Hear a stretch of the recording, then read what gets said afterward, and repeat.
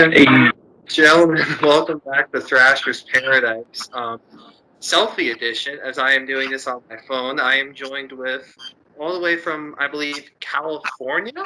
Nope, I'm actually in Oregon now. I come from California, but I moved recently, so I'm near Portland nowadays. Partially right. We're joined West all the way Coast? from Oregon. We're joined with Cameron. He is part of Inanimate Extinction. Existence. I said it wrong. Cameron. You did your research, though. It's good. Yeah, I've always had that issue though with your band. For me at 1 minute it's like, oh, it's Extinction, then it's like, no, it's Existence, and it's just like, ah. Yeah, it's a lot of syllables and only 2 words, so it's tricky. You did good though. Thank you. Do people usually get that stuff? Oh yeah, no, we hear all kinds of versions of it. My favorite one is Intimate Existence. People always say that. It's like an R&B band or something. But yeah, it's easy to mess up and it's kind of hard to remember. We've kind of realized when you try to tell people about our band, it's like what? What is it again? So. So recently, and as I mean recently, a couple days ago, your album Clockwork just turned 1 year. Yes, the other day. That is true. 5 albums later, do you still get that proud moment of, holy crap, this album's already a year old?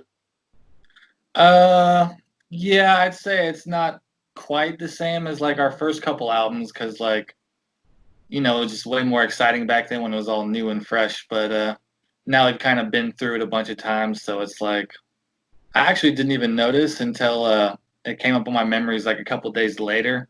Some post came up and I was like, oh yeah, that was like a year ago. The year kind of flew by though.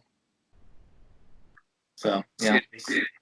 Yeah, no, it's a great album. I heard it the other day in its entirety. It's beautiful and brilliant. Something I am quite not used to hearing, and it was just a breath of fresh air.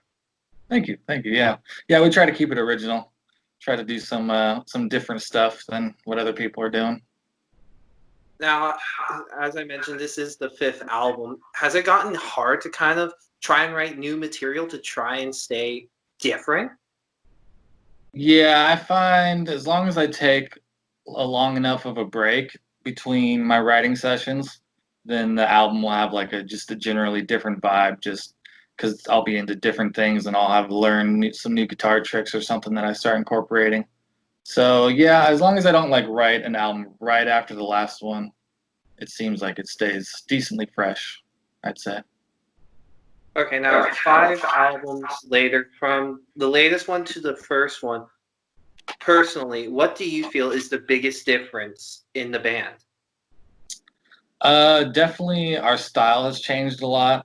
The first album, there was like, we had a tendency to put like 20 riffs into a song and just have it like way crazier. And I guess some people do like that, but we've kind of learned to dial it back and use less riffs that are just cooler and just use better, or just more smart about how we use our riffs instead of just stacking them.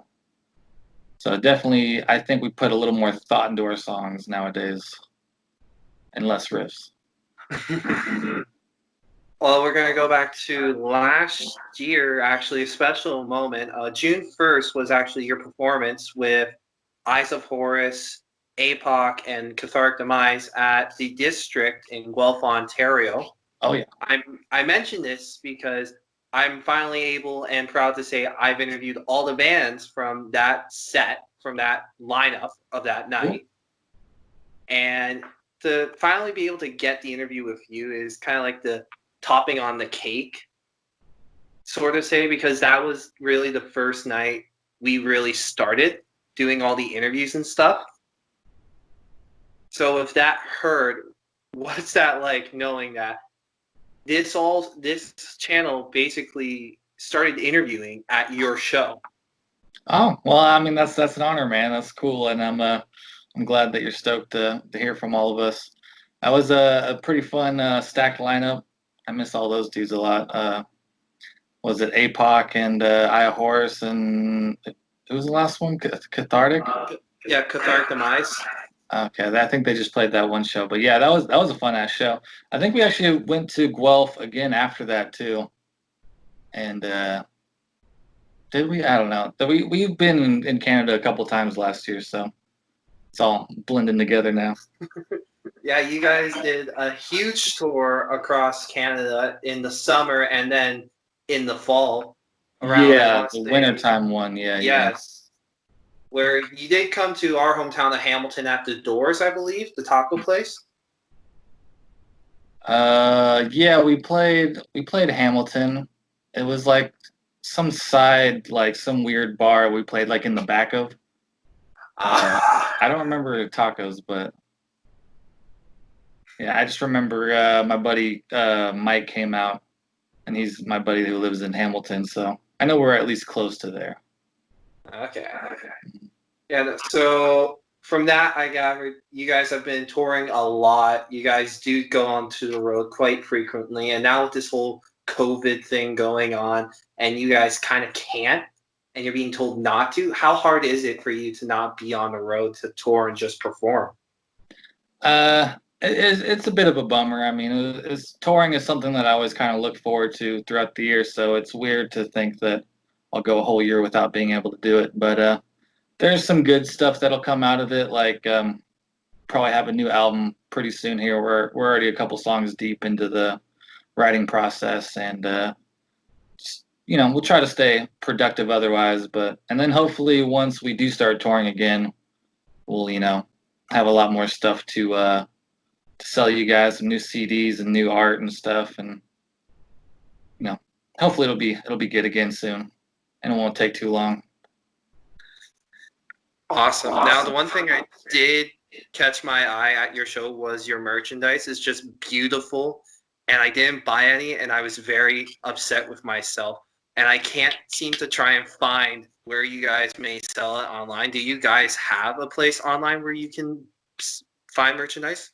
We sell it. We have some links on our Facebook, but I think there's some weird stuff with the international mailing right now, so I'm not really sure what the deal is. Our drummer kind of deals with most of that stuff wrong, but yeah, I think it's kind of hard to send it to Canada right now.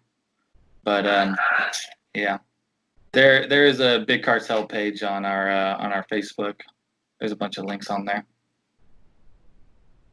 Awesome. Now, as you mentioned, you guys are a couple songs deep into writing some new stuff. If this whole thing wasn't to happen, do you think personally that you guys would be this far ahead in writing the next phase in the band? I almost want to say that I would have more done if we were touring because I tend to write my best when I'm stuck in the car. When we're touring, we're in the car for like 6 to 8 hours a day, so I get a lot of my writing done then. I actually wrote two of the new songs that we have done right now in the on the last tour we were doing, and I was only able to come up with one more since then, and that was also kind of taking like some old riffs and stuff. So for some reason, when I'm just stuck at home, I don't have the same drive to write, so it kind of sucks. But I'm trying to get through that, trying to get the creative juices flowing again. But yeah, for some reason, touring always makes me write a lot, so it sucks in that sense. Okay, now with being stuck home, quarantining, have you picked up any new hobbies or little things you like to do now that you didn't before? Totally. Yeah, I actually went and bought like all the instruments I needed. Like I have only had like two guitars for a while, so I went out and got a bass and I got an electric drum set. So now I just kind of like mess around and do like weird funky music or like weird new metal songs. I also bought a dirt bike recently, and so I've been getting pretty into that, going out into the forest and hanging out. I think that counts as social distancing. I don't know. I don't know the rules, but it's been fun though. Yeah, I've been riding that thing a lot, and it's been a blast. Awesome. Now, I hate to ask this, but what part of California did the band originate from? So we all grew up in San Jose. For a while, our old guitarist was in Santa Cruz, and we kind of like met halfway, and usually jammed at Ron's house in San Jose. But that's basically where we're all from. Me and Ron and Scott all went to the same high school, and so we've known each other for a while. And yeah, so yeah, San Jose, California is like the Bay Area, South Bay. So was it hard for you guys to kind of break into that well-known thrash scene in the Bay Area? No, I mean, we both did our own early bands, and we kind of were decently established. Like me and Ron had our own band, and then Scott and our old guitarist had their own band, and we used to play shows all the time together. And then after a while, we just decided to join forces and do something bigger and better, and then it all kind of worked out. Awesome. Now, with all the touring you have done, what has been one of your favorite places to perform in? I really like going to Canada a lot. There's like, good scene there and a lot of supportive fans there. It's always cool to go to the East Coast because, we grew up on the West Coast. So I like experiencing the different vibes of the different areas. Texas is pretty awesome, and like the South, there's some pretty good shows down there sometimes. I mean, yeah, everywhere's kind of got their charm. But yeah, I think if I had to pick one, I'd say Canada and maybe even like northern, like the French Canadian places like Montreal and even further up. But yeah, I love it all. But yeah, I'd say Canada, my fave.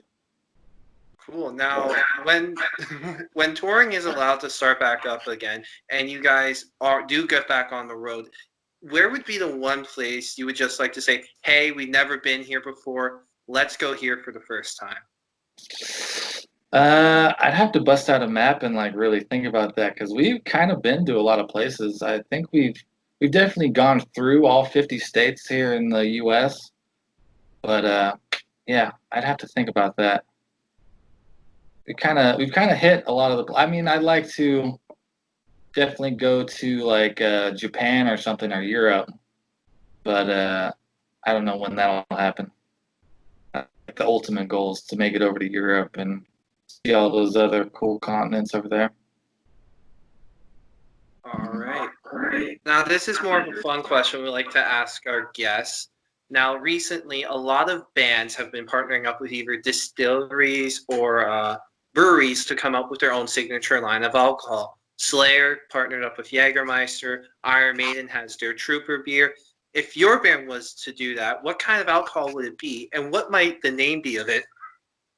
It would probably be either Modelo, because me and Scott have drinking a lot of that in our days, or some kind of like the Evan Williams Green Label.